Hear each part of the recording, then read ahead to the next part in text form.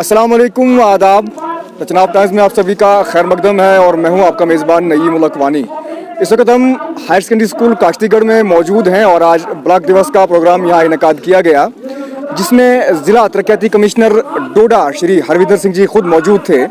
उनके हमरा तमाम और तहसील व ज़िला के अहदेदारान भी यहाँ पर, मुख्तलिफ महकमाजात के अहदेदारान भी यहाँ पर मौजूद रहे।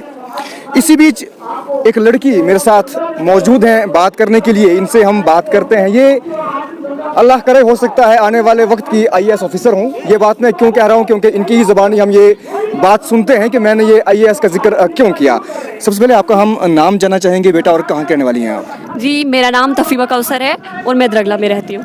आप मुझे बताइए, आज यहाँ पर जो ब्लॉक दिवस का प्रोग्राम इनेकाद किया गया, मुख्तलिफ डिमांड्स आपने जो हमने देखा यहाँ पर रखी DC डोडा के पास, और थोड़ी सी वो ब्रीफ करें कि वो आपकी जो डिमांड्स थी वो क्या क्या थी और DC डोडा का उस पर क्या रिस्पॉन्स रहा?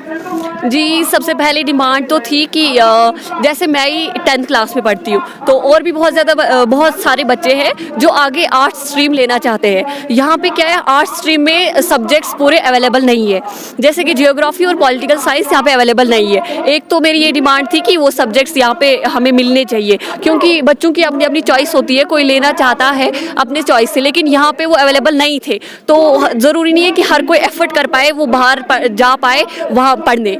तो फाइनेंशियली वीक भी होता है कोई, हर कोई एफर्ट नहीं कर पाता है। इसलिए एक तो मेरी ये डिमांड थी यहाँ पे ये 2 सब्जेक्ट्स दिए जाए, और यहाँ पे आर्ट्स ये कॉमर्स स्ट्रीम की भी एक डिमांड थी कि कॉमर्स स्ट्रीम भी यहाँ पे हमें होनी चाहिए। और दूसरा, यहाँ पे जो है बच्चे बहुत दूर दूर से आते हैं, बहुत ज़्यादा दूर से, तो वो उनको पैदल आना पड़ता है बच्चों को। इसलिए एक मेरी ये भी डिमांड्स थी कि हमें स्कूल बसेस प्रोवाइड की जाए।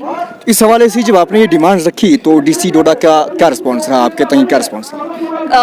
बहुत अच्छे से उन्होंने हमारी बात सुनी, हमने अपनी बात रखी, और उनने वहाँ बोला कि सब्जेक्ट्स जो है आपके वो कुछ दिनों में हम देख लेंगे, उनका कुछ दिनों में आ जाएंगे। तो बहुत अच्छा रिस्पॉन्स रहा है। आज आप 10th में पढ़ रही हैं, फिर 11th है, फिर 12th है। आपकी ज़िंदगी का मकसद क्या है? जैसा आपने पहले भी कहा कि मैं एक IAS बनना चाहती हूँ, और ख़ासकर आपने DC डोडा के सामने ये बात की।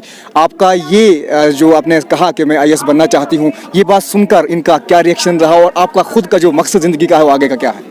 मेरा एम यही है कि मैं एक सिविल सर्वेंट बनूं आगे जाके। तो DC साहब का भी बहुत अच्छा रिएक्शन रहा, उनने मुझे सपोर्ट किया, उनने कहा कि आप कर सकते हो। तो बहुत अच्छा। IAS ही क्यों आपने ये चुना? क्योंकि इसमें मुख्तलिफ और भी महकमाजात आते हैं, जैसे अगर हम बात करेंगे JKPS की है, IPS वगैरह की, तो IAS ही आपने क्यों चुना? ये मेरे बचपन से ही ये एम है मेरा, ये मेरी सिविल सर्विसेज ही आप करना चाहती हैं? जी। चलिए ठीक है। आप और बच्चों के लिए क्या पैगाम देना चाहेंगे? मैं यही पैगाम देना चाहूँगी कि अपनी पढ़ाई अच्छे से करें, पढ़ाई करें तो कुछ बने फ्यूचर में आगे। आपने एक बात ये कहा कि रीछ का यहाँ पर खतरा होता है, कि आपको रीछ ने कहीं खाया या कोई आपके हमला किया रीछ ने? नहीं खाया नहीं, लेकिन एक बार ये बात हुई थी कि हमने उसे देखा था। मैं और मेरी बहन हम घर की तरफ जा रहे थे। स्कूल बहुत सारी छुट्टियां होती थी, तो हम सुनते थे बस 3 दिन छुट्टियां हैं, 4 दिन छुट्टियां हैं, बीच में स्कूल, बीच में छुट्टियां। कहीं ना कहीं आपकी पढ़ाई भी मुतासिर बहुत लॉस हुआ पढ़ाई का भी बीच में। चलिए, बहुत बहुत शुक्रिया बात करने का। अभी आपने देखा और सुना, क्या नाम बताया आपने? तफीमा कौसर ने क्या कहा।